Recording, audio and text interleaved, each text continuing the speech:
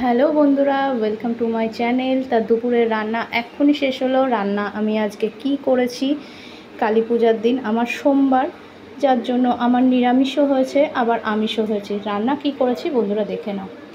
এটা একটা গোটা সিদ্ধ, কিছুদিন আগে গাড়ুর ডাল হয়েছিল, তা সেটা ডালটা রয়ে গেছে। আর এটা ধোকার তরকারি, এখানে ভাত আছে, আর হয়েছে মাছের ঝোল আলু দিয়ে, আর এখানে হয়েছে তেলাপিয়া মাছের ঝোল, মানে রসুন দিয়ে আর লাউ দিয়ে করা হয়েছে।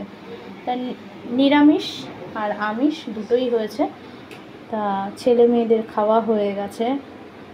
তা আজকে আমার যা চিলি চিকেন আর রাইস করেছিল, তা সেইটা দিয়েছিল, তো ছেলে মেয়েরা খেয়েছে, কিন্তু এখনও পর্যন্ত আমি আর তোমাদের দাদাভাই খাইনি।